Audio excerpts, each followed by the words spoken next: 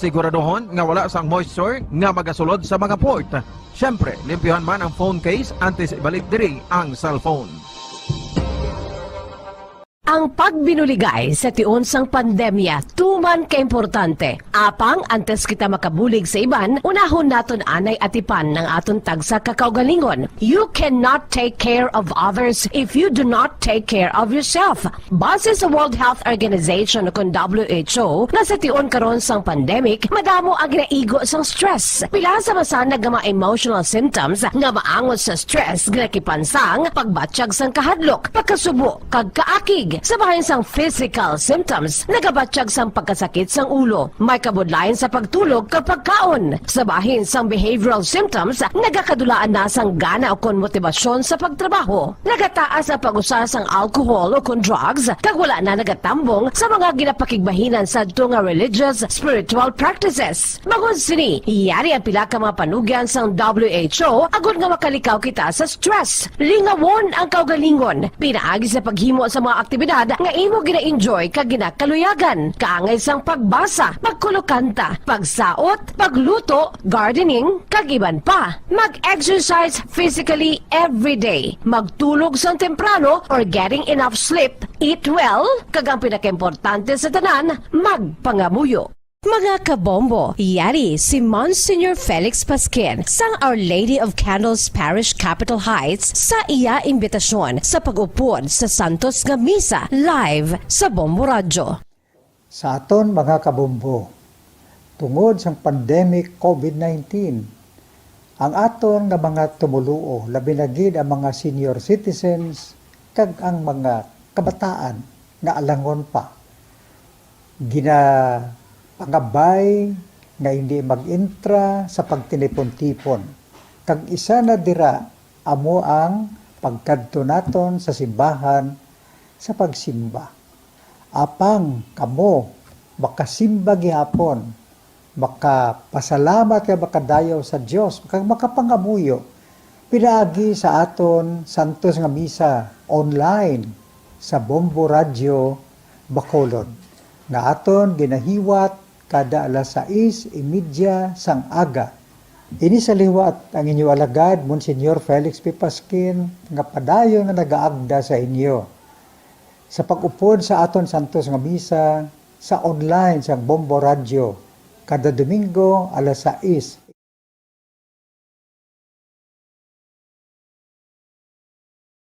Dekada nang nagtataguyod ng katotohanan, 5 dekada nang nagtatanggol sa mga mamamayan, patuloy na nagsasaliksik at mabilis maghatid ng mga balitang siksik at malaman. Patuloy na nangunguna sa mga issue, drama, promo at serbisyo publiko. Ito ang Bombo Radyo Bacolod, ang pambansang radyo ng Pilipinas. Basta Radio Bombo! Bombo Radyo Bacolod. Number 1! Basta Radio Bombo! 43 minutos ang nakaligad sa takna ng alas 6 sa aga. Welcome diri sa pagpangalagad sang Bombo Report Second Edition. Adlaw sang Webes Pets sa 11 sa bulan sang Nobyembre sa mga tig 2021. Ikaduhang adlaw sang Webes ka 11 ng bulan sa mga year 2021. Sa mga aga mangin kaupod si Bombo Erlin Bayonita. Updanan kita asala sa siya tayo ang atak na sa mga aga. Sa dalawang sa inyo sa dugang mga balita lokal. Mga nabalaga sa ato ng mga police station sa diri sa maya syudad sa Bacolod. Kalaki pa na sa maya probinsya sa Negros Occidental. Bayagin na patigayon ng anti-drug operation ang Bacolod City Police Station 2 dira sa may Parokal Sigaya Barangay 2 diri sa ato na sa may syudad sa Bacolod Banwa. Kalaki pa diri sa ka mga nagradakpan ang 4 ka mga minors.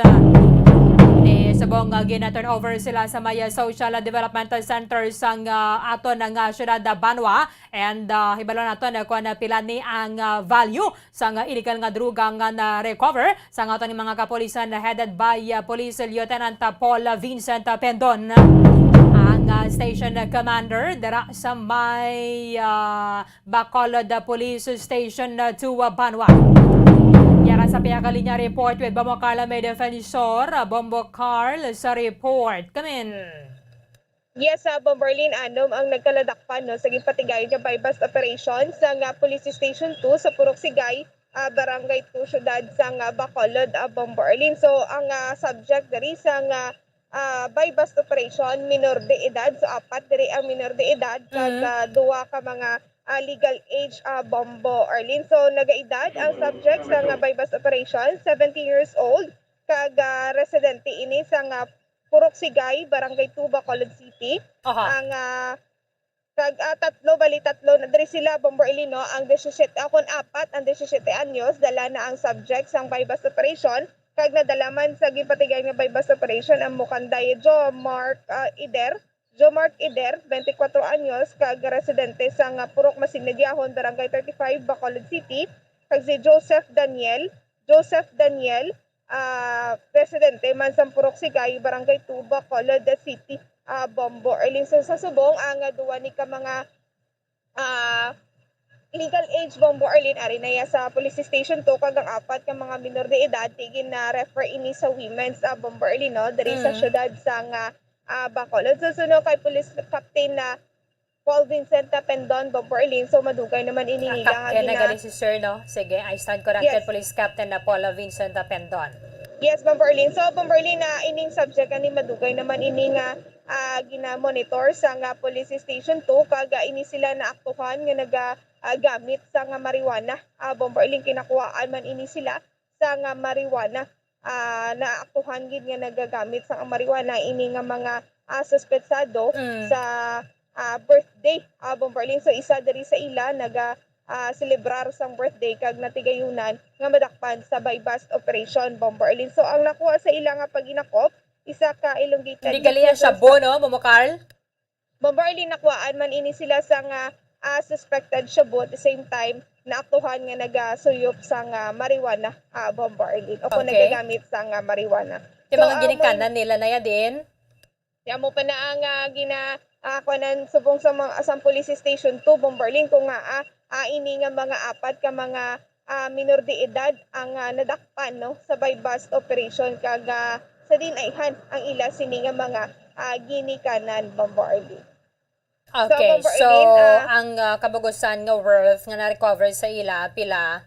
Yes, Bombo Erling ang kabugusan nga nakuha nga na suspected shabu nga nakuha sa subject sa bypass operation 1 gram kag nagabalor ini 6,800 pesos kag nakuhaan sa nga 5 ka gramo nga marijuana nga nagabalor 600 pesos Bombo Erling.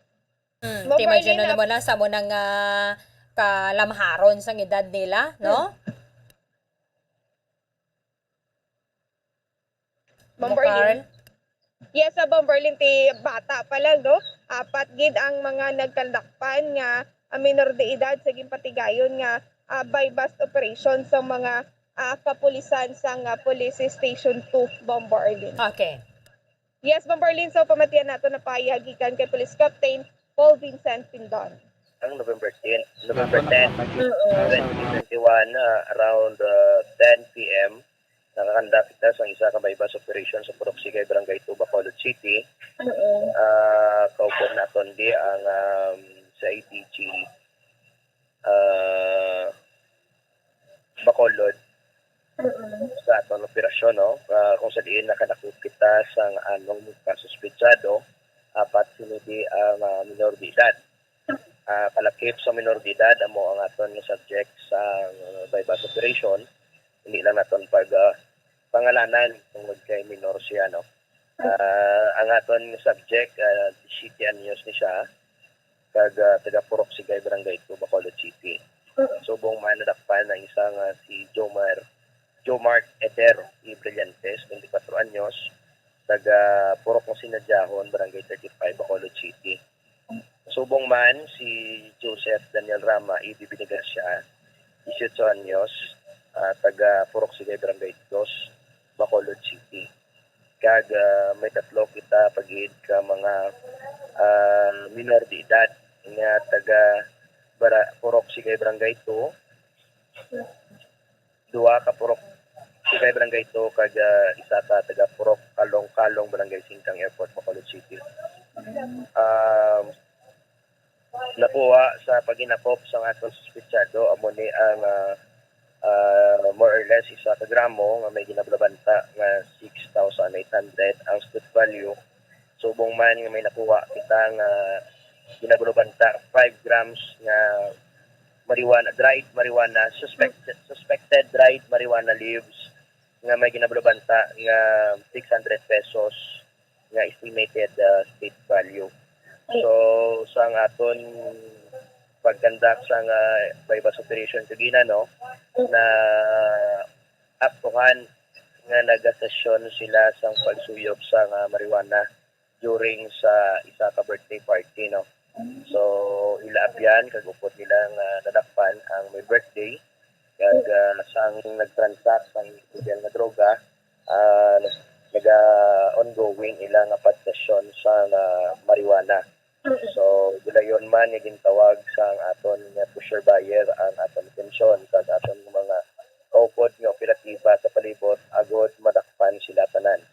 So yari sila subong sa paghinakop sa aton istasyon diri sa police station 2. Nakuha ni sa duwa sa aton yung mga suspetsado no. Hindi ko na ma-specify kung diin na kay during inventory hindi ko why ko napokusan. Pero ang isa sini nabalaan ko nga minor de edad man ang nakuhaan sa marijuana. Nakuha nga mga nga paraphernalia kag sachet isang sa shabu sa iyang posisyon. Subong man nga nabaklan siya sa aton nga pusher buyer sa illegal nga droga. Bali ginamonitor naman naton yung mga 1 to 2 weeks na siguro ni nga pagmonitor naton nga nakapatisbay na kita kag gilayon mga nakandakan naton sa bypass operation.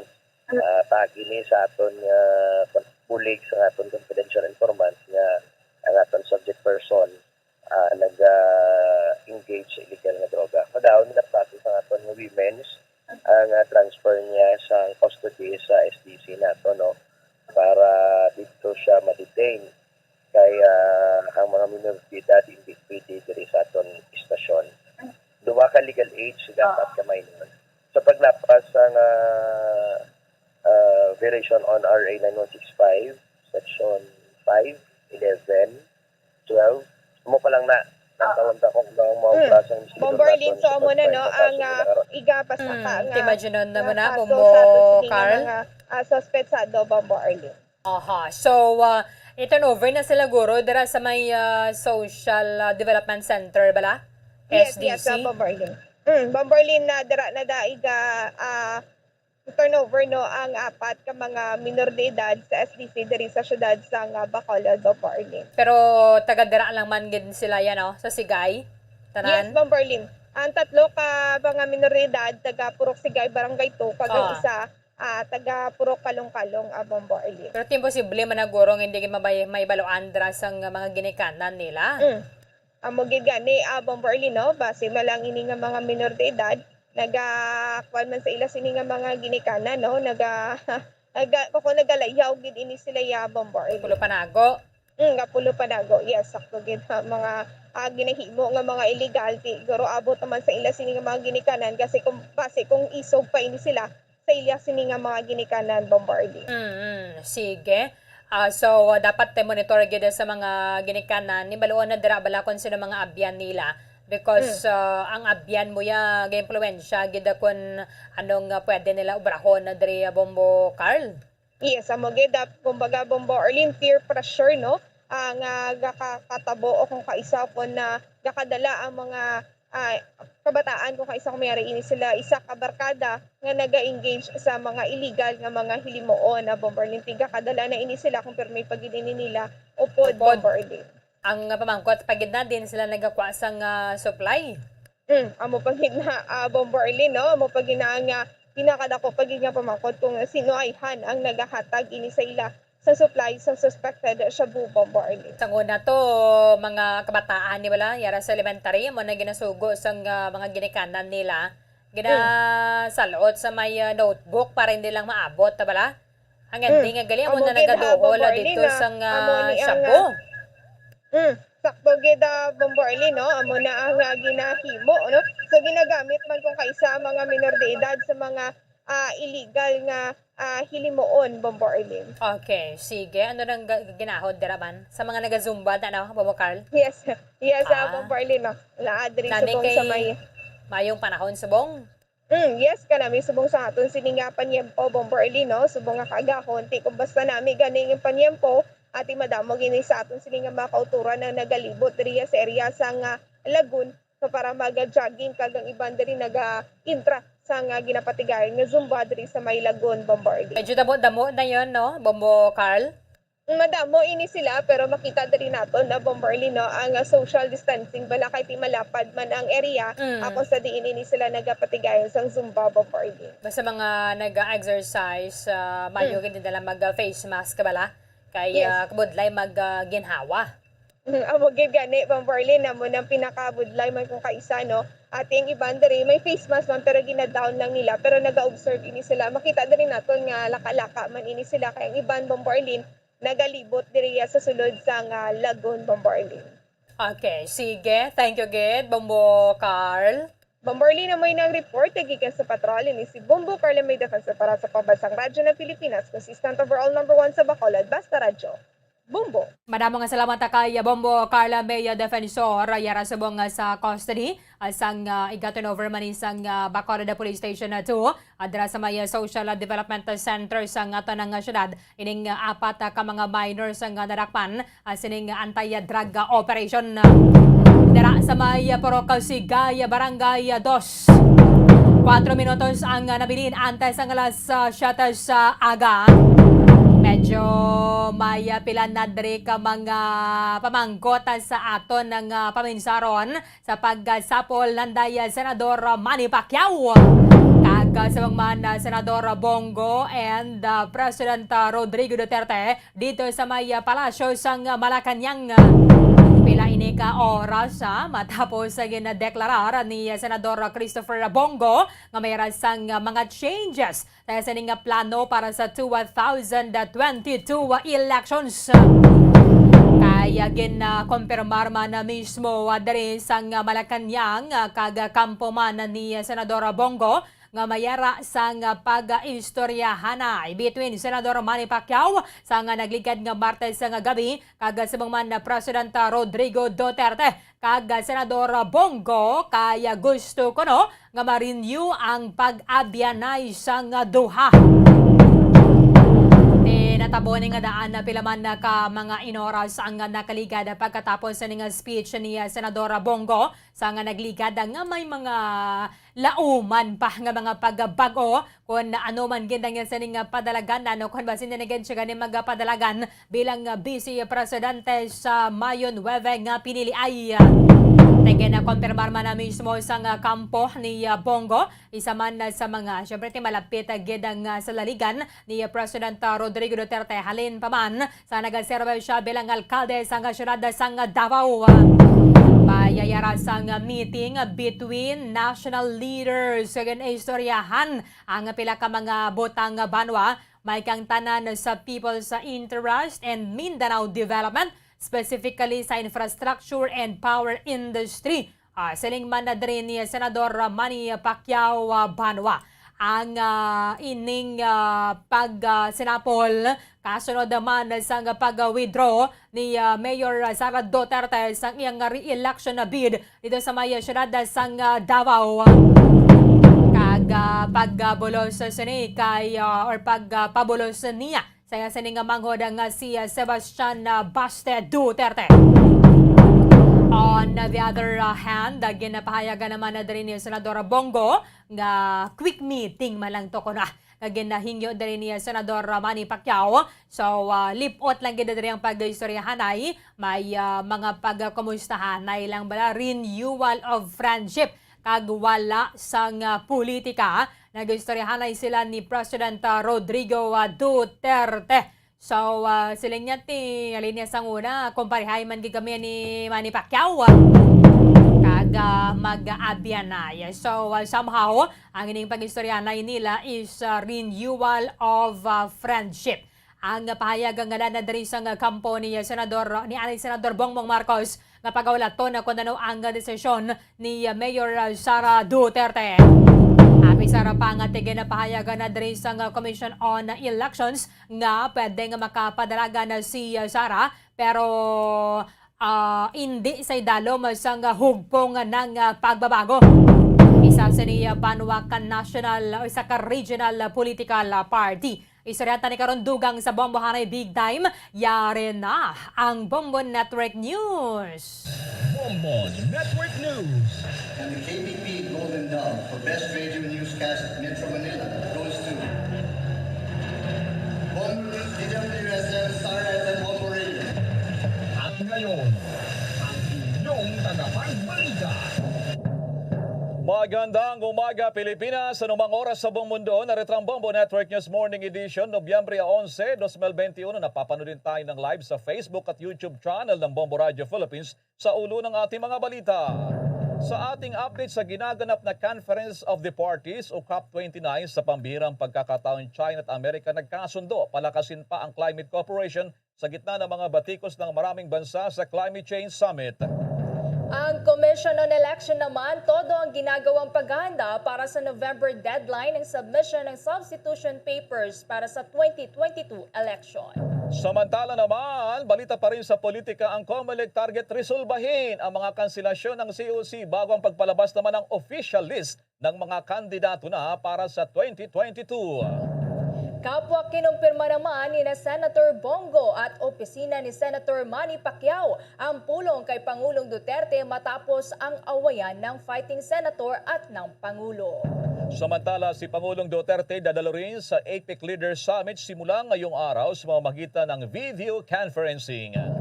Appointment ng susunod na Armed Forces of the Philippines Chief of Staff, inaabangan na rin dahil sa pagreretiro rin ni AFP Chief General Jose Faustino bukas.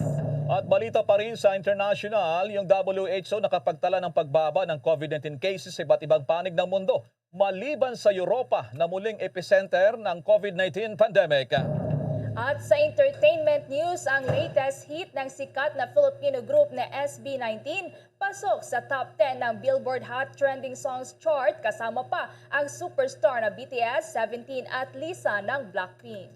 At live via satellite, mula pa rin sa Bombo News Center Makati, kami po ang maghatid ng mga balita. Ako si Bombo Everly Rico. Ako naman si Bombo Ilmaracol at ngayon sa detalye ng ating mga balita.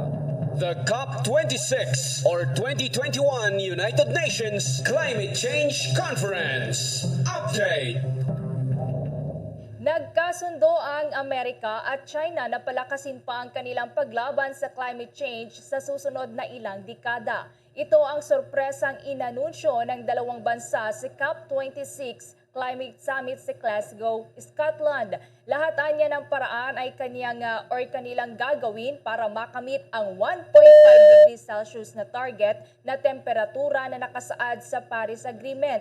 Sinabi ni Chinese climate negotiator Xi Jinping na marami pang mga kasunduan ang US at China kumpara sa pagkakaiba.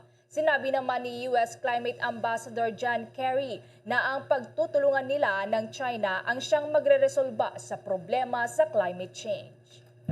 Samantala, mga balita naman sa Pilipinas, sa politika, target ng Commission Elections sa COMELEC na resolbahin na rin ang lahat ng mga kanselasyon ng Certificate of Candidacy o COC, bago naman ang petsang pagpapalabas nila ng opisyal na listahan ng mga tatakbong kandidato sa 2022 General Elections. Kabilang narito ang petisyon sa kanselasyon ng COC ni dating Senadora Bongbong Marcos na tatakbong presidente. Ayon kay COMELEC spokesperson James Jimenez na kung walang gaanong clarificatory hearing ay hindi na ito magtatagal at mariresolba na kaagad. Kung malala noong nakalipas na linggo ay hiniling na rin ng Human Rights Organization sa COMELEC na kanselahin din ang COC ni Marcos dilan daw sa nakonvict umano noong 1995 dilan sa hindi paghahain ng kanyang income tax returns ng ilang beses mula 1982 hanggang 1985, bagay naman na kung saan nga ay umaalma naman ang kampo ng mga Marcos. Nilinaw naman ng kampo ni dating Presidente Gloria Macapagal Arroyo na nakipagpulong ito kay Davao City Mayor Sara Duterte Carpio sa sikat na resort islands sa Balesen, Quezon Province. Una nang lumutang kagabi na nagpulong daw ang dalawa habang nalalapit ang deadline ng substitution ng Commission on Elections sa araw ng Lunes. Sa press statement ni Chris Sunga, ang siyang miyembro naman ng staff ni Arroyo, wala umanong nagaganap na pagpupulong. Habang ang alkalde naman ay kinumpirma sa media na ito ay nasa Davao lamang. Una nang pinalutang ng ilang kaalyado na presidential daughter na maaring kumandidato raw ito sa ilalim na partido ng dating Pangulo na Lakas CMD. Samantala pa rin sa politika, ilang political analyst naman ang nagsasabi na kung matutuloy sa pagtakbo sa pagka-presidente si Davao City Mayor Sara Duterte Carpio, si dating Senador Bongbong Marcos ang maapektuhan, lalo na at nag-usap na ang dalawa kamakailan lamang sa lalawigan ng Cebu. Maaari niyang magdulot ito ng campaign nightmares. Naniniwala naman ang political analyst na si Julio Tiangki. Naliban kina Vice President Robredo, Mayor Esco Moreno, Senator Manny Pacquiao ay maging Senator Ping Lacson ay makikinabang din. Kailangan lamang daw ng mga ito na magsagawa ng tinatawag sa Ingles na recalibration sa kanilang electoral calculus. Naniniwala naman si Vice President Leni na kung matutuloy ang tambalang Mayor Sara Duterte at Bongbong Marcos, mas papabor raw ito sa kanya. Ayon kay Robredo, kung sakaling mangyari ito, hindi sila apektado sa halip, mas lalo raw magiging malinaw ang maglalaban-laban sa susunod na taon. Mas magiging bintahi raw dahil sa magiging klaro kung ano ang mga ipinaglalaban at kung sino ang magkakakampi. Samantala, ayon ng makisawsaw ni Presidential Mayor Esco Moreno sa isyu kung tatakbo na rin sa mas mataas na posisyon si Mayor Sara. Ayon kay Moreno na muling tinungo ang ilang lugar dyan sa Bataan, hindi nila ito laro sa politika at wala raw silang pakialam sa pag-iikot ni Mayor Esco sa mga bayan ng Pilar at Mariveles, Bataan, kung saan ito pinaliwanag ang kanyang mga plano sa ekonomiya, kabilang dito ang kanyang binabalak na pagtakpyas ng 50% sa buwis ng kuryente para maibsan ang pasanin ng mga consumer. Nang ikot din ito, binisita ang alkalde si Bishop Roberto Santos ng Diocese of Balanga sa Bataan. Samantala pa, kapwa naman kinumpirma ni na Senator Bongo at opisina ni Senator Manny Pacquiao na nakipagpulong nga ito nakalipas na gabi ang fighting senator kay Pangulong Rodrigo Duterte. Kung maalala, naging matindi ang bangayan at patutsadahan ni Manny Pacquiao at Duterte kamakailan lamang. Nadagdag rito na sa agawan sa PDP laban. Ayon pa sa opisina ni Senator Bongo, wala umanong politika sa pagpupulong, kundi kamustahan at renewal ng pagkakaibigan. Ang panig din umano ni Manny Pacquiao ang humiling ng meeting. Si Senator Pacquiao na isa ring presidential aspirant ang naglabas ng larawan at sinabing kabilang sa napag-usapan nila ng Pangulo ay ang issue pahinggil sa Mindanao Development. Bago pa rito ay naghamon si Senator Manny Pacquiao sa mga katunggali sa pagkapresidente na magsagawa sila ng Ayuda Challenge para naman daw makinabang ang mga mahirap na mga kababayan sa ibibigay na pera na tulong o iba pa. Ala sa ating pang mga karagdagang balita, ang Commission on Election naman, todo ang ginagawang paghahanda na rin para sa November deadline ng submission ng substitution papers para sa 2022 elections. Kaugnay niyan, may karagdagang detalye si Bombo Dave Vincent Pasig. Inaasahan ng Commission on Elections o COMELEC na lalo pang iinit ang usapin hinggil sa withdrawal at substitution ng mga aspirants para sa 2022 national at local elections. Kaya sinabi naman ni COMELEC spokesperson James Jimenez na maglalagay sila ng receiving area sa lobby ng Palacio del Gobernador para ma-accommodate ang mga election aspirants na mag-a-apply para sa withdrawal at substitution hanggang sa pagsapit ng November 15. Kahit sa darating na Sabado ay bukas ang tanggapan ng COMELEC para rito upang sa gayon ay makontrolan niya ang mga inaasahang maraming tao na tutungo sa lugar para maiwasan din ang hawaan ng COVID-19. Posible kasi na maghakot pa raw ng napakaraming supporters sa mga maghahain ng withdrawal at substitution ngayong papalapit na ang deadline para rito. Pero ano nga ba ang kailangan na gawin para sa withdrawal at substitution? Kaugnay niya, narito ang bahagi ng paliwanag ni COMELEC spokesperson James Jimenez. In order for there to be a valid substitution, there must obviously first be a withdrawal. Kasi kung walang withdrawal, wala ka namang isa-substitute. So whoever has filed a COC from October 1 to October 8, they will have to come to the COMELEC and to file a cancellation or withdrawal of their candidacy. At which point, pwede na ngayon magpasok yung party mate ng taong yon, right? Party mate, ha? Someone from the same political party can then submit their COC as a substitute for the original filer.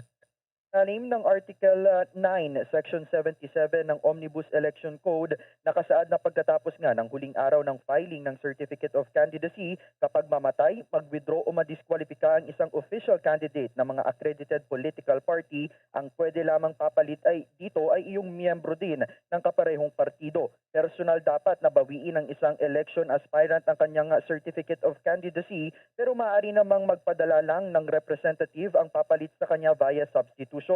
Samantala, hanggang noong October 18 naman, inanunsyo ni Jimenez na pumalo na ang bilang ng mga botante para sa 2022 national at local elections sa 61.9 million matapos itong madagdagan kamakailan ng 5.17 million na bagong mga botante. Muli, narito ang bahagi ng pahayag ni COMELEC spokesperson James Jimenez. Right now, we have 61,999,327 registered voters as of October 18, right? So again, dadami pa yan, madadagdagan pa yan, but that is where we are at right.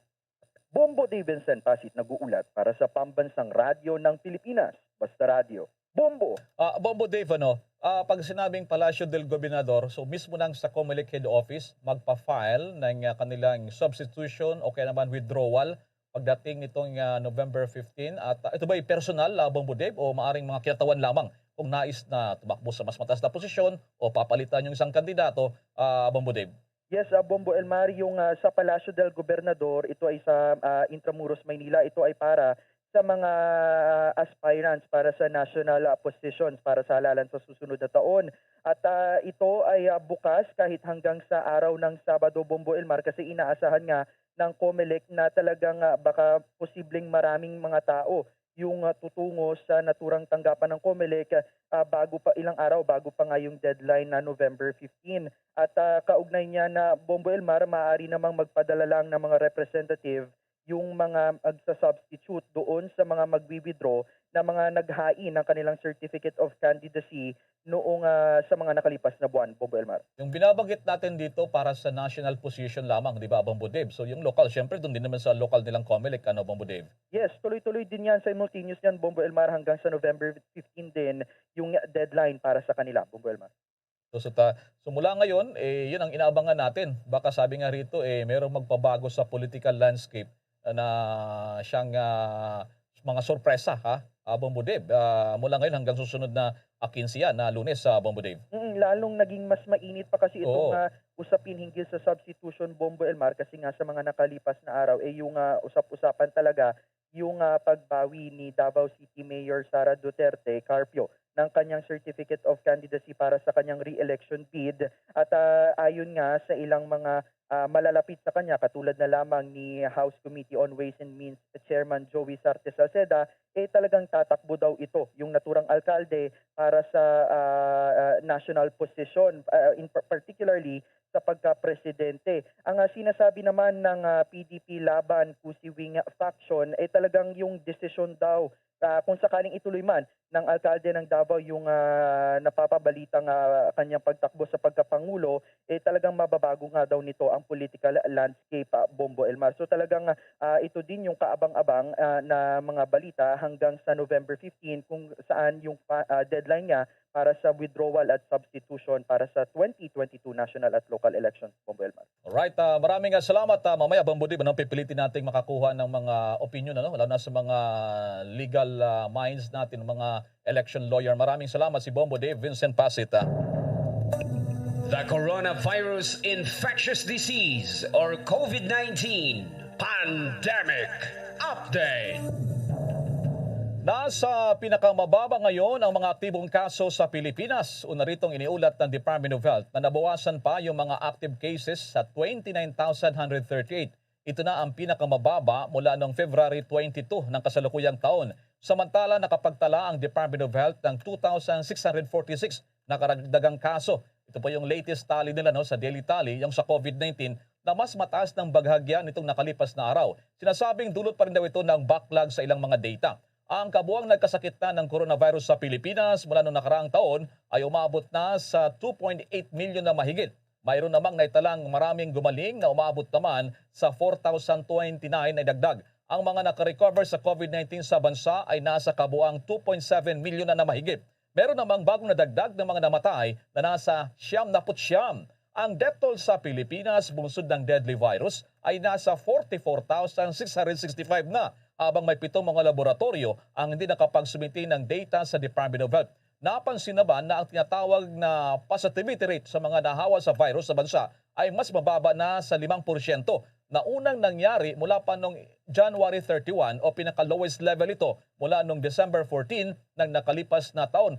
Ito raw ayon sa mga nag-obserba ay pasok doon sa benchmark ng World Health Organization o WHO na patuloy na pagbaba ng kaso. Batay sa patakaran ng WHO, kailangan mamantin ito sa loob ng 14 days o kaya naman na 14 na araw upang madeklara na kontrolado na ang pandemya sa isang bansa.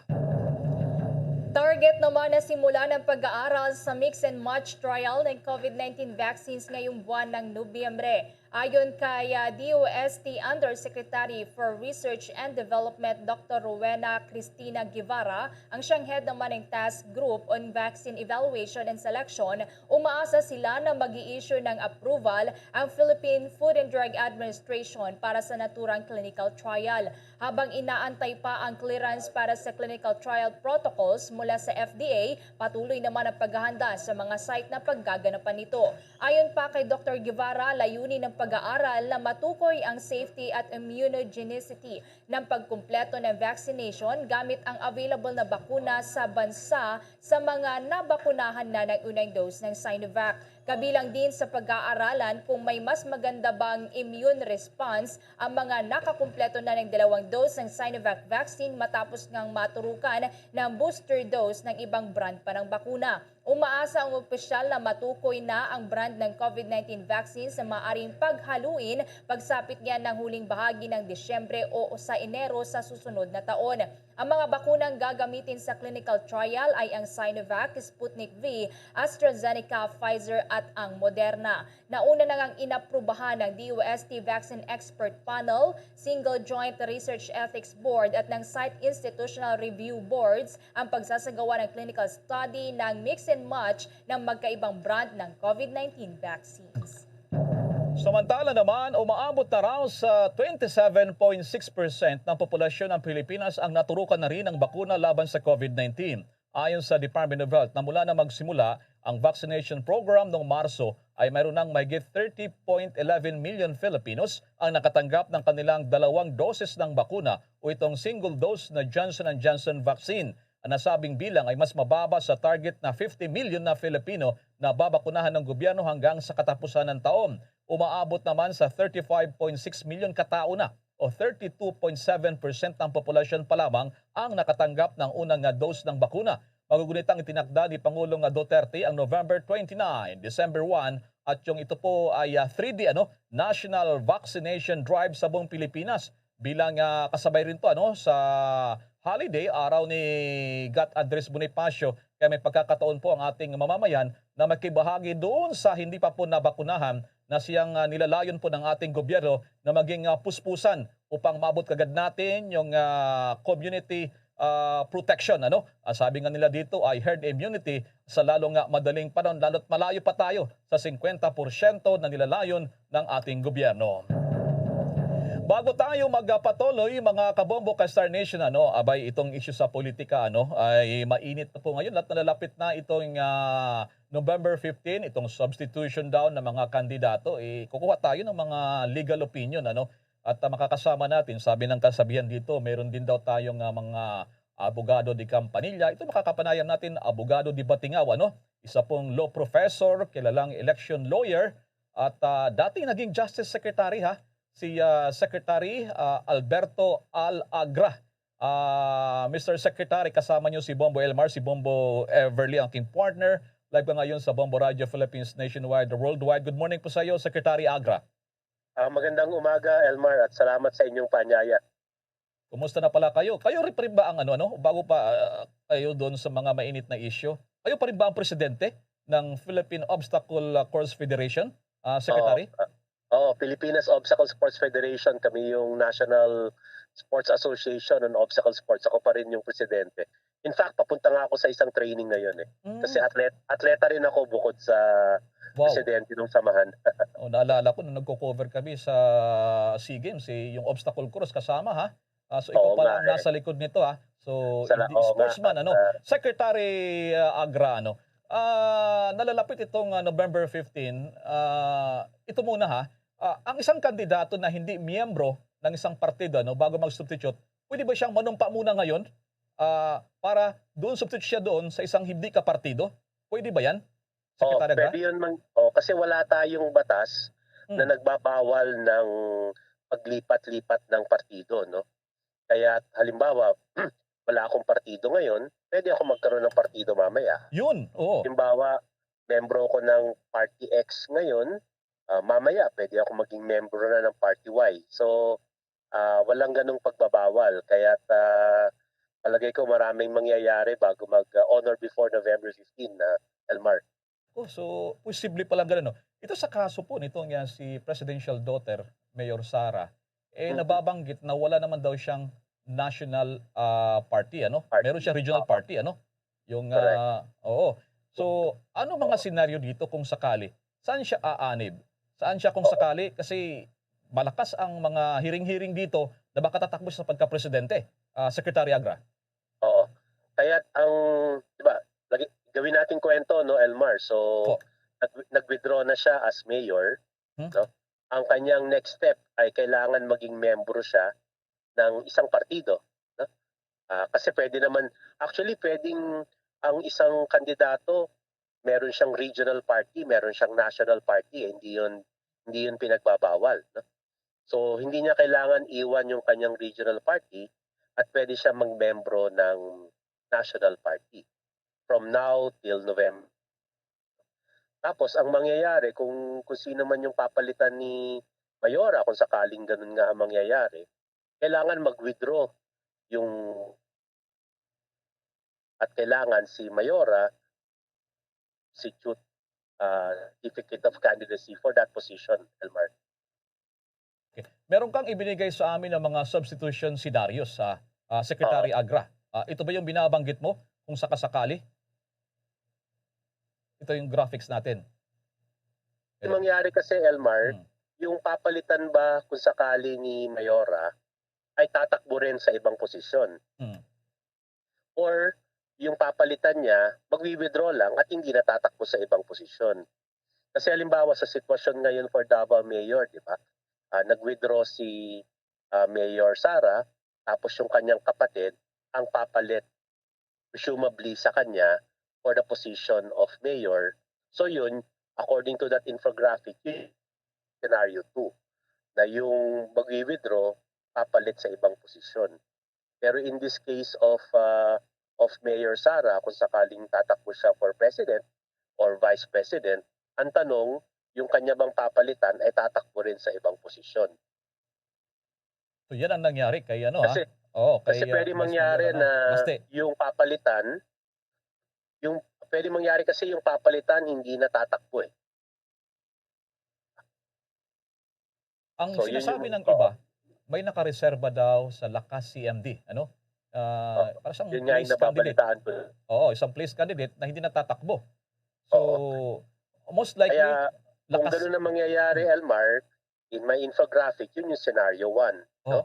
Na yung nag-withdraw for the position of president, baka hindi na siya tumakbo, tapos papalit sa kanya kung sakali man si Mayor Sara.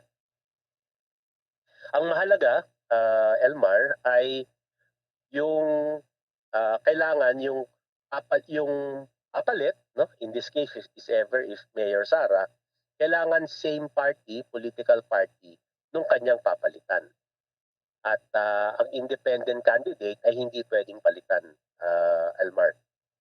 Ganun ba? O speaking of independent candidate, so hindi siya po pwede na walang partido. Ganun po ba? Yung papalitan. Papalitan. Oo. Oo. Kasi kung ako yung papalit, Hmm. pwede akong walang partido ngayon or ibang partido, pero pagdating ng palitan, kailangan nakasanib ako dun sa partido na papalitan ko. So kung lumalabas pala ngayon na napakasimple lang pala, ano?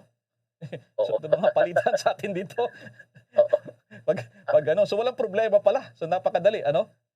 Paliwanag ko din, Elmar, ano, alam mo ba dati, mga previous elections, 2016 and previous dati, pinagbabawal ng COMELEC ang palitan. Dati, pag ako ay nag-withdraw, hindi na ako pwedeng tumakbo for any other position. So kung itong nangyari to nung 2019 and previous elections, si Mayor Sara ay hindi na pwedeng pumalit sa ibang posisyon kasi pinagbabawal siya ng COMELEC dati. Pero ngayon, sa 2022 election, yung dating pagbabawal ay hindi na bawal. Kaya't lumalabas na siya ay pwede na mangyari. So ganun pala, no. So from now on, so ngayong araw hanggang sa darating na November 15, ano? Pwede bang magsampa pa ng disqualification muli o hindi na? Laban. Halimbawa, kung halimbawa substitute, ano? Nandiyan pa rin ba ang pwede pa ba mag-file ng pagkontra, secretary? Kasi ganito, no, ang aking opinion, Elmar, ay halimbawa nagkaroon ng palitan, no? Kasi iba ang kwalifikasyon ng pagiging presidente sa kwalifikasyon sa pagiging mayor, no? Kaya kung nagkaroon ng palitan, ang aking palagay ay meron pa ring period para file ng mga kaso laban sa isang kandidato. At Elmar, meron 3 posibleng kaso, no, against any candidate. No? Number 1, kung ikaw ay panggulo, tawag doon yung nuisance candidate. Pangalawa, kung ikaw ay nagsinungaling sa iyong certificate of candidacy, pwedeng ipakansela ang iyong certificate of candidacy. Pangatlo, pwede ka namang i-disqualify kung ikaw ay nag-commit ng mga tinatawag nating election offenses. Halimbawa, or illegal campaigning. So yun ang mga 3 kaso na pwedeng isampa laban sa isang kandidato, Elmar. Okay. Sige, that would be cleared up. Ang aking partner, baka may gustong paglilinaw. Si Bombo Everly, your question to Secretary Agra. Go ahead, Bombo Everly. Yes, magandang umaga po sa inyo, Attorney Agra. Good morning, Everly. Yes po. Follow up ko na lang din po dahil sa ngayon nga po si Davao City Mayor Sara Duterte ay wala pa pong national party. Ang meron siya ngayon is yung local na humpong ng pagbabago. Pero sa ngayon po ba, maaari po ba yun na kahit na last minute na, pwede po siyang manumpa sa lakas CMD para lamang po sa substitution, Attorney? Oo. Everly, walang pagbabawal sa paglipat or pagsanib sa iba pang partido. Kaya pwede siyang, nabanggit ko nga kanina, pwedeng meron siyang regional party, pero party. So from now till November 15, pwede siyang sumanib sa isang national party. Kung sakaling siya ay papalit sa isang kandidato na magwi-withdraw from that party.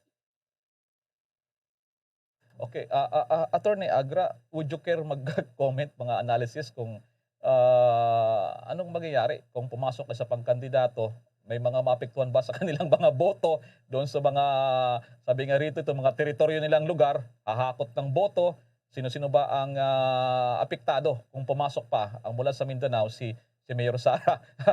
Again, wala pa nga tayo sa campaign period. Kasi ang campaign period, di ba, February 8 pa for positions. At technically nga ngayon, wala pang kandidato eh. Alam nyo ba, under the automated election law, ang isang kandidato ay nagiging kandidato lamang pagdating ng campaign period. Kaya ngayon nga, no, itong mga ginagawa ng ating mga aspirants or mga presidentiables ay hindi pa yung technically campaign. Kasi hindi pa sila kandidato as defined by the automated election law. Kaya naku, mahaba-haba pa ito, no? May tinatawag tayong de facto campaign which is now till February 8 at yung official campaign which is February 8 to May 7. Elmar. may tanong dito, ano, if you care to comment on this. May nagpo-push ng Sara BBM or BBM Sara. Sa bolang kristal nyo ba? May posible ba mangyaring ganon? Secretary Al? Alam mo, oo, hindi. Lahat yan legally possible, ano? So, halimbawa, pwede ba mangyari na same party if ever, let's say, Mayor Sara for President at let's say BBM for Vice President? I think the only way that can happen is pareho silang sasanib sa parehong political party. So, pwede mangyari yung ganun. The other option is, kahit magkaiba ang kanilang partido, pwede sila magtulungan. And of course, the other option is, pareho silang tatakbo for president. At so, hindi sila magsasanib in that case. Okay. On just last point, Secretary Al, ano, anong payo mo sa ating mga kababayan natin na sabi nga rito, the greatest show on earth itong politika sa ating bansa habang while waiting or watching itong mga developments, anong mga paalala po natin, Secretary Al? Akin ang paalala lang, no? Again, kaya salamat sa Bombo Radio at sa ibang mga TV stations and radio stations. Sa akin ang unang-una ay malaman natin ang tungkol sa batas, tungkol sa eleksyon, no? At lagi kong masaya ako sa ganitong mga interview at panayam dahil ng pagkakataon ang taong bayan na mas matuto tungkol sa ating election law, no? So yun naman yung aking panukala sa lahat na ang election law ay hindi lamang para sa iilan, para sa mga abogado, pero ang election law ay para sa lahat. Sa usapin naman ng halalan, alayaan naman ng kahit sino kung sinong iboboto, kung sino ikakampanya, or kung sino hindi iboboto at kung sinong ikakampanya para wag iboto ng iba. Elmar. Yun, okay. Thank you very much sa mga payo na yan at mga paalala. Napakaaga ng ating pagbibigay nyo ng panahon sa Bombo Radio Philippines Nationwide Worldwide. Marami pong salamat, Attorney Al Agra, dating DOJ Secretary, isang kilalang law professor, election lawyer, sportsman pala ito, presidente ng Philippine Obstacle Course. Maraming salamat, Attorney Agra. Salamat Elmar, salamat Everly. Magandang umaga sa ating lahat. Magandang umaga din po. Sa iba pa nating mga balita, mayroon pang nasa 3.5 million na mga benepisyaryo ng Pantawid Pamilyang Pilipino Program o 4Ps ang hindi pa nakakatanggap ng bakuna laban sa COVID-19.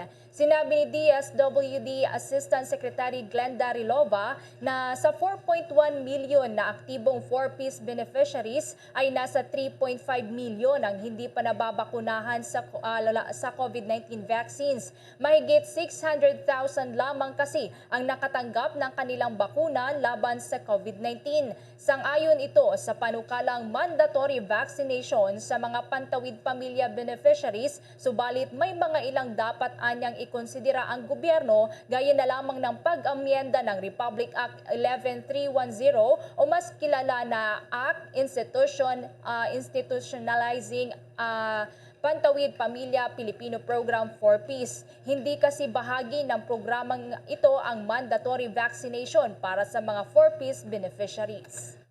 Samantala, dyan sa lokal na pamalaan ng Pasig City, ang kanilang paghahanda rin kaugnay rin sa pagbaba na ng restriction sa COVID-19. Lalo itong mga sports, kung papayagan na rin ba? May detalye si Bombo Jovino Galang.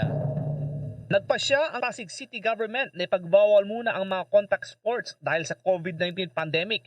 Sinabi ni Pasig City Mayor Vico Soto, base ito sa guidance ng Interagency Task Force na nasa desisyon ng local government unit kung papayagan nila ang pagsasagawa ng contact sports ngayong nasa alert level 2 na ang Metro Manila.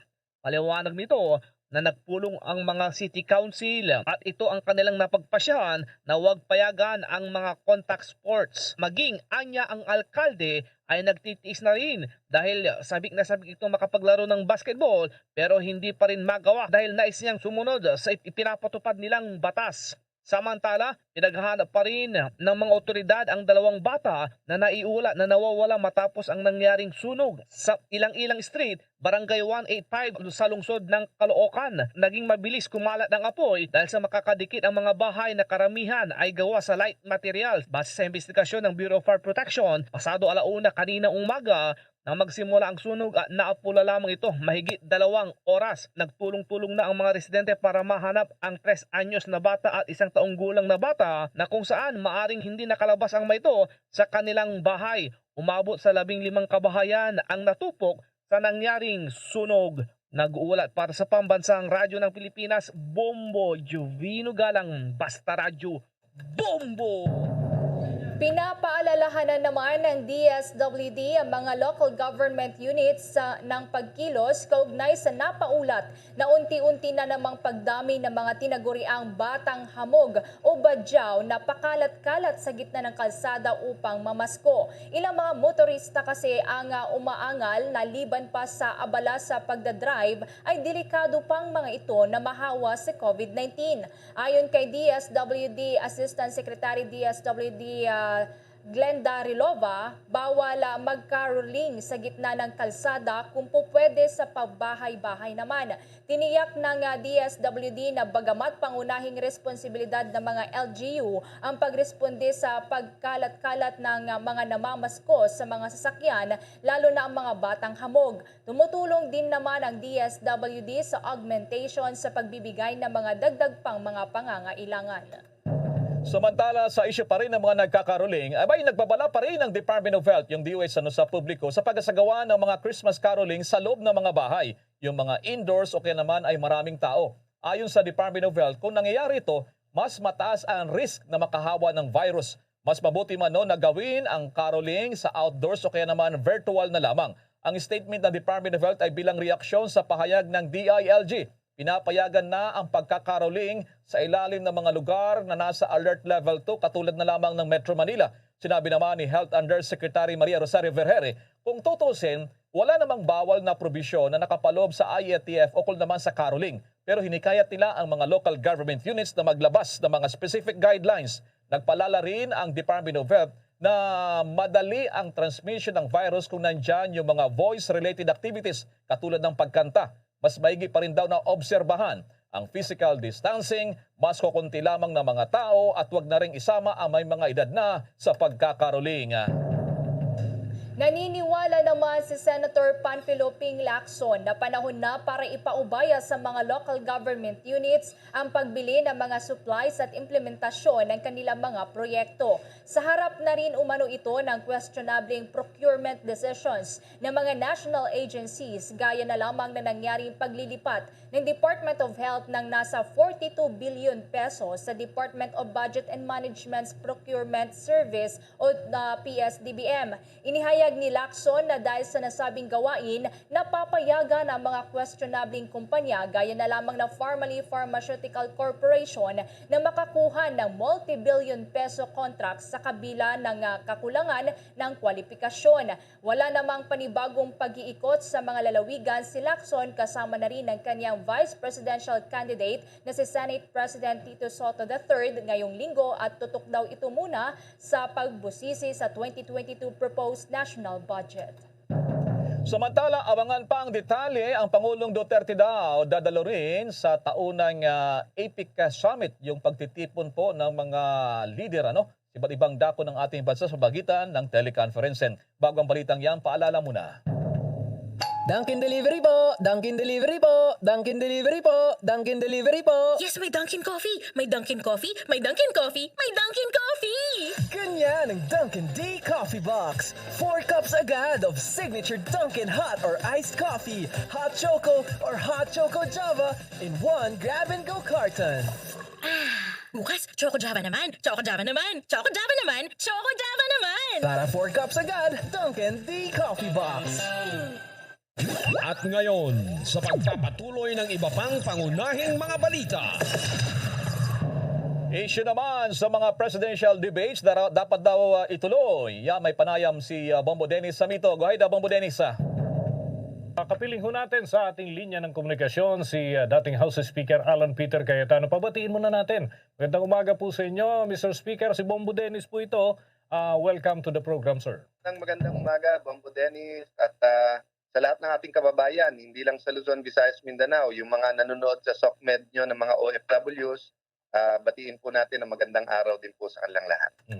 Mr. Speaker, nagbukas na humuli yung sesyon ng Kongreso nitong nakalipas na Lunes. At sa inyong opinion, ano po yung dapat na prioridad na maipasa, ano? Lalo na't nasa gitna pa rin ho tayo ng pandemya. Nagsimula na ho yung political season. Mukhang sabay-sabay na ho ito. Mr. Speaker.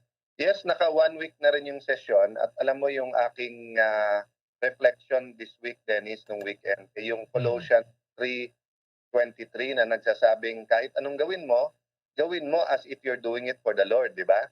Kasi di ba minsan pag nautusan ka o magwalis ka o kumuha ka ng pinggan o magkanaw ka ng kape, para bang baliwala yung ganung trabaho. Pero kung Panginoon kaya magsabi sa atin na, Alan, kuha mo akong kape, baka nagkakandara pa ako magtanong, di ba, na cappuccino ba yung gusto mo o ano, di ba?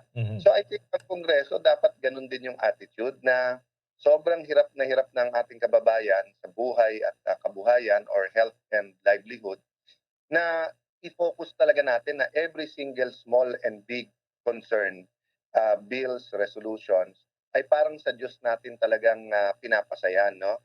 So syempre ang pinakamalaki at importante sa ngayon, Dennis, yung national budget. Kasi 5 trillion pesos yan. At alam niyo naman po na may election next year. So syempre, dapat hindi natin bigyan ng sakit ng ulo bagkus bigyan ng magandang transition yung susunod na presidente. Also, na-experience na natin this year. Hindi naman natin alam na magkaka-delta.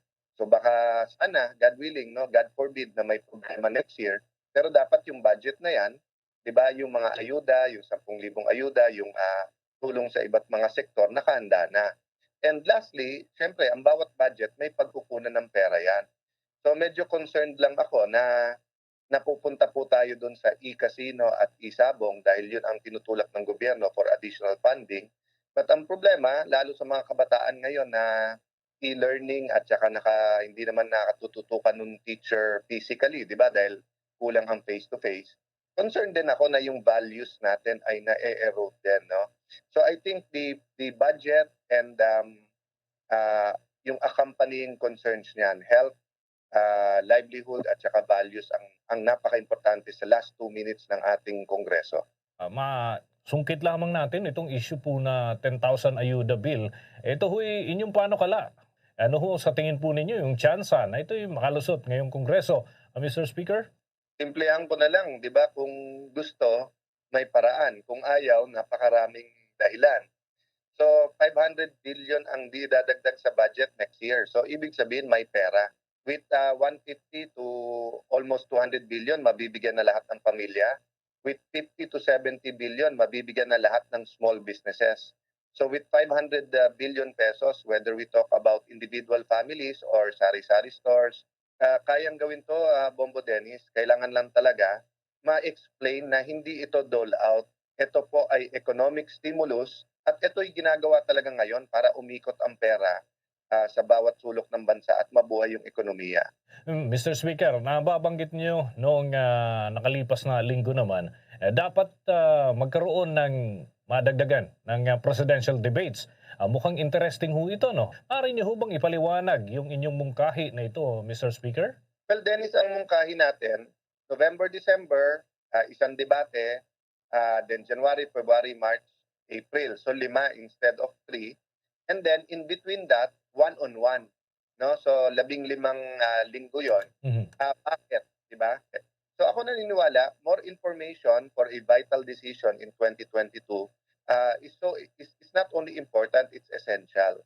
So kung magkakaroon tayo ng maraming debate, talagang mas magiging madali ang desisyon ng ating mga kababayan, mas informed at mas maganda yung desisyon. So hindi tayo nagpro-propose ng bangayan or patuhan ng putik. Ang pinapropose natin is a battle of ideas, di ba? Ano ang problema? Ano yung mga lunas sa problemang pwede nating gawin? Sana media o kaya university o business groups ang mag-host para neutral, di ba? O ba't hindi na pagbigyan yung malalaking radio station na i-host naman halimbawa yung mga one-on-one, di ba? Kasi neutral naman kayo, natatanong nyo naman sila diretso at nagpapa-interview naman sa inyo. No? God bless you. Maraming salamat po. Nakausap po natin si former House Speaker Alan Peter Cayetano. Back to you, Bombo Elmar. Sa karagdagan pa iba nating mga balita, si Pangulong Rodrigo Duterte dadalo naman sa APEC Leaders Summit simula ngayong araw sa pamamagitan niya na video conferencing. May detalye si Bombo Raymond Tinazo.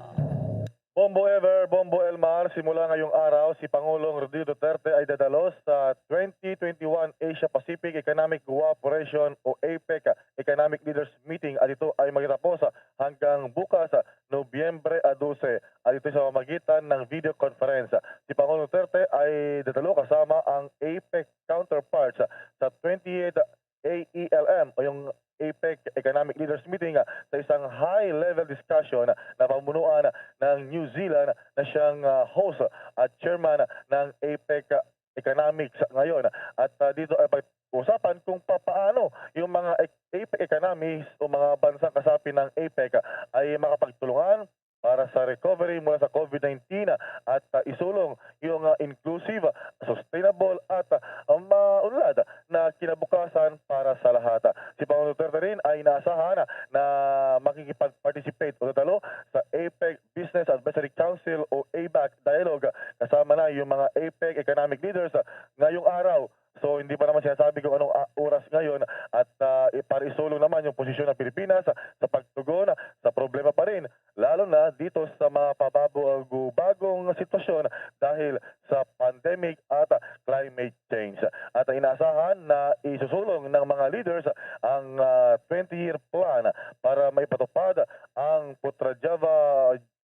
Putrajaya Vision for APEC 2042. At itong mga pinag-usapan natin na APEC ay kinabibilangan ng 21 member economies gaya ng Australia, Brunei Darussalam, Canada, Chile, People's Republic of China, Hong Kong, Indonesia, Japan, Republic of Korea, Malaysia, Mexico, New Zealand, Papua New Guinea, Peru, ang Pilipinas, Russia, Singapore, Chinese Taipei, Thailand at ang Estados Unidos at ang Vietnam. Kaya tinatawag na member economies dahil ang pag-usapan lamang dito, Bombo Elmar, Bombo Ever, ay purely economy at walang politika o kaya ay security. Para sa Bombo Network News, Bombo Raymond Tinazo nag-uulat para sa pambansang radyo ng Pilipinas, Basta Radyo. Bombo Raymond, timing ang host ngayon ang New Zealand, babae ang Prime Minister dyan, si Jacinda Ardern. Siya lang ang itinuturing na magaling sa COVID response. You can just imagine sa 200 na mga countries, nasa pinaka-bottom sila. Kukunti lamang yung mga tinamaan ng COVID. So siya ang chairwoman, si Jacinda Ardern.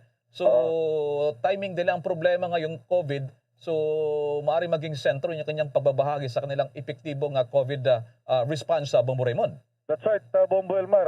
Ito yung titingnan natin mamaya kung paano i-share yung best practices ng New Zealand. Pero, syempre, sa New Zealand naman, may kasabihan nga na mas marami pa yung baka kaysa tao. Dahil, bulubundukin, na napuntahan din natin yan, yung bansang New Zealand, Bombo Elmar. At bulubundukin, fishing port, fishing area at magkakalayo-layo. Yung mga bahay, halos yung napunta natin noon ay yung isang barangay na may 5 kabahayan.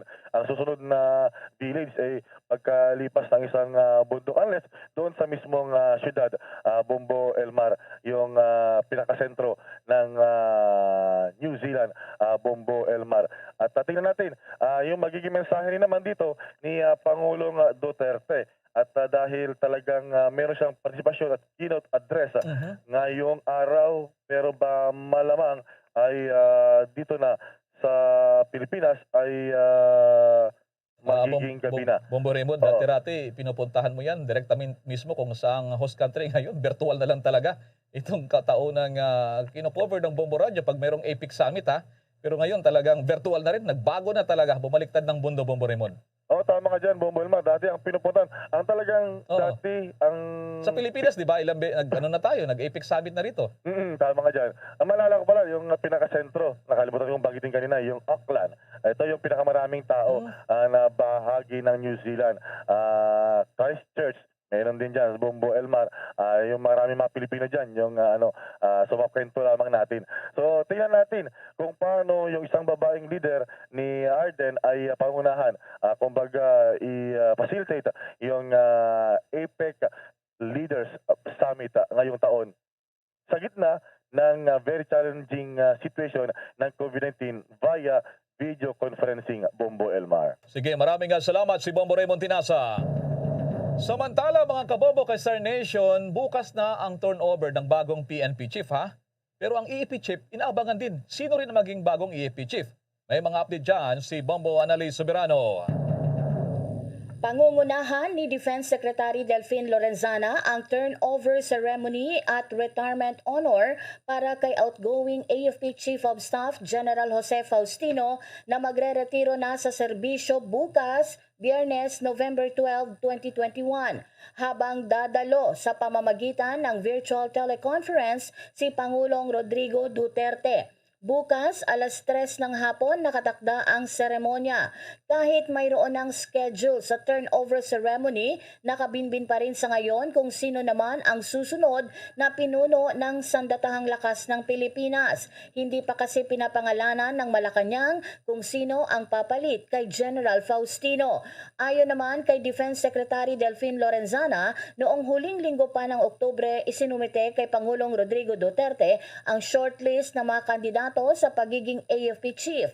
4 na pangalan anya ang kabilang sa shortlist. Ngunit tumanggi si Secretary Lorenzana pangalanan kung sino-sino ang kanyang mga inirekomenda.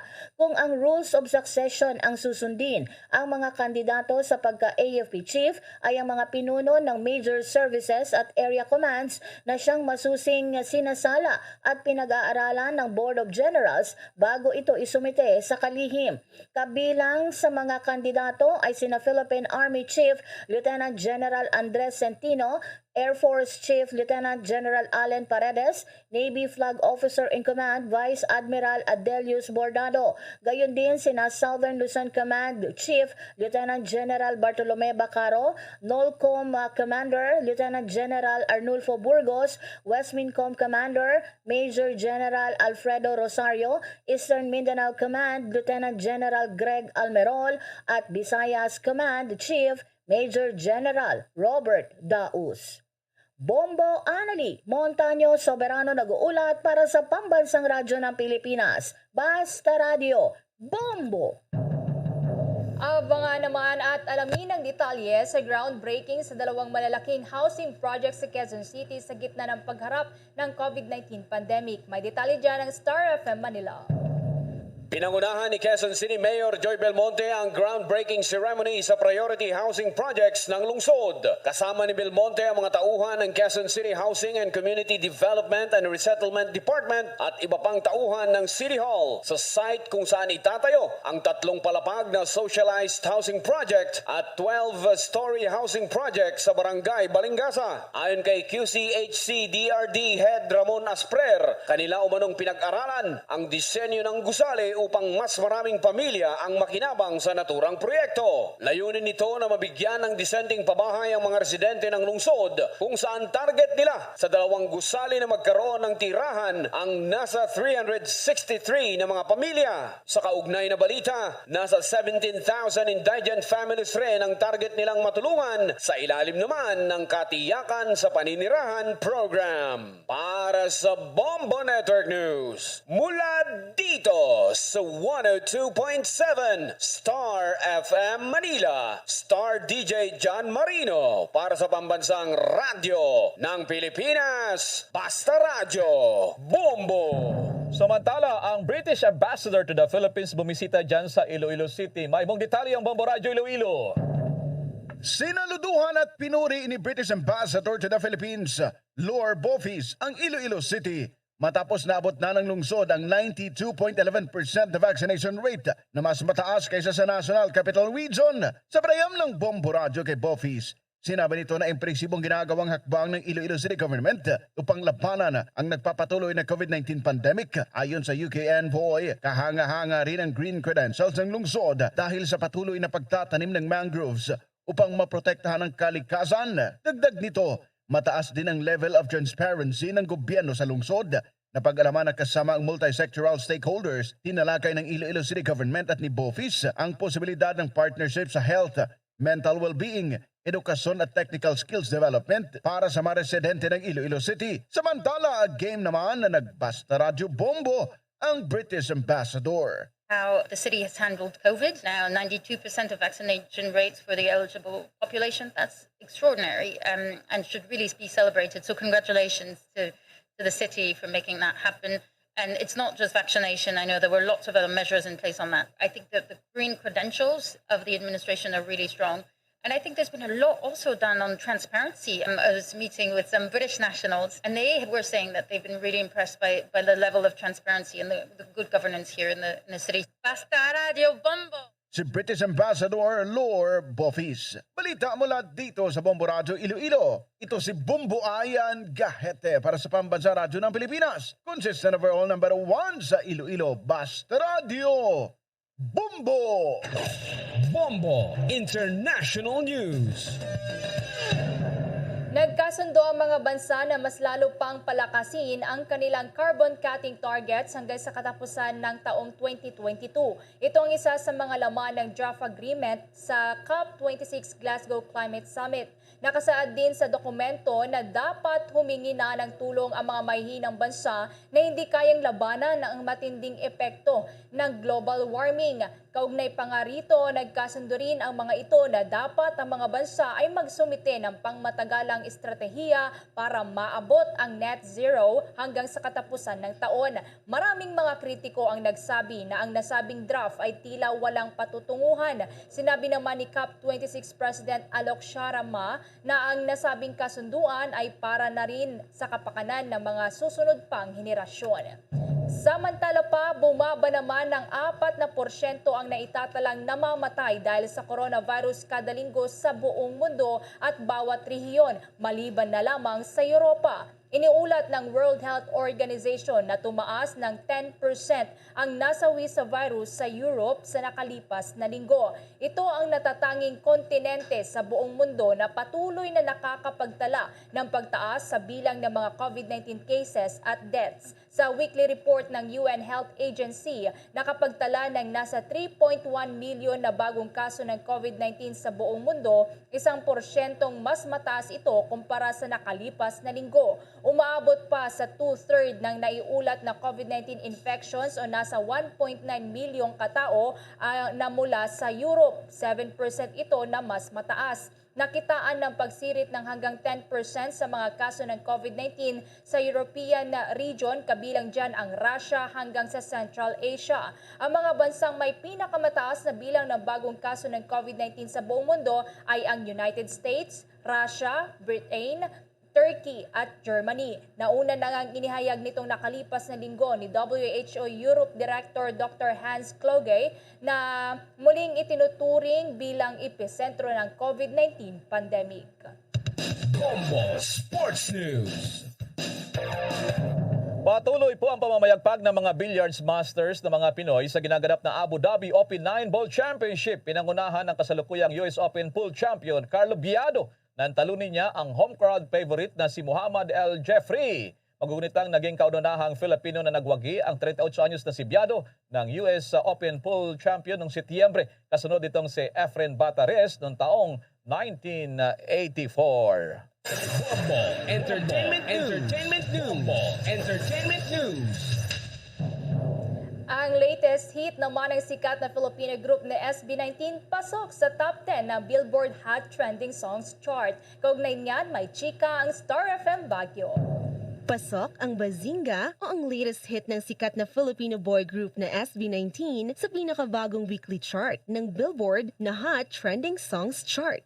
Nasa pang-siyam na pwesto ang kanta ng SB19 na noong Oktubre lang ay inilabas ang music video na sa ngayon ay mayroon ng 1.6 million views sa YouTube. Kasama nga ng grupo sa nasabing Billboard chart ang mga globally known artists tulad ng BTS, 17, Lisa ng Blackpink at NCT 127. Ang SB19 nga ang kauna-unahang Filipino music act na nakapasok sa nasabing chart. Ang nasabing Billboard chart ay nagtatala ng mga kanta na mainit na pinag-uusapan sa social media platform na Twitter. Samantala, nominado ang SB19 bilang Best Southeast Asian Act sa MTV Europe Music Awards na gaganapin sa November 15. Yan ang report mula sa 89.5 Star FM Baguio para sa Bombo Network News. Star DJ Gabby nag-uulat para sa pambansang radyo ng Pilipinas, Basta Radyo. Bombo. Bago tayo magtapos ang Bombo Radio Philippines, nag-aanyaya po sa lahat para sa sama-samang panalangin. Narito ang Orasio Imperata. Merciful and compassionate Father, we come to you in our need to seek your protection against the COVID-19 virus that has disturbed and even claimed lives. We ask you now to look upon us with love and by your healing hand, dispel the fear and sickness and death, restore our hope, and strengthen our faith. We pray that you guide the people tasked to find cures for this disease and to stem its transmission. We thank you for the vaccines developed made possible by your guiding hands. Bless our efforts to use these vaccines to end the pandemic in our country. We pray for our health workers that they may minister to the sick with competence and compassion. Grant them health in mind and body, strength in their commitment, protection from the disease. We pray for those afflicted. May they be restored to health. Protect those who care for them. Grant eternal rest to those who have died. Give us a grace in these trying times to work for the good of all and to help those in need. May our concern and compassion for each other see us through this crisis and lead us to conversion and holiness. Grant all these through our Lord Jesus Christ, your Son, who lives and reigns with you in the unity of the Holy Spirit, God, forever and ever. Amen.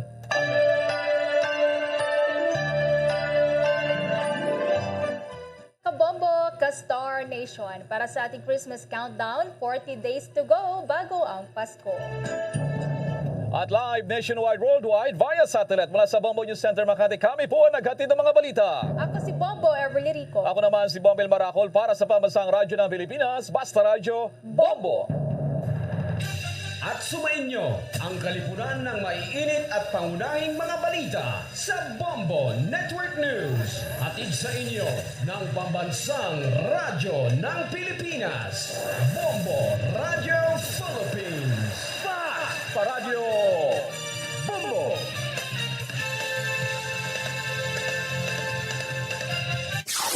Limang dekada nang nagtataguyod ng katotohanan.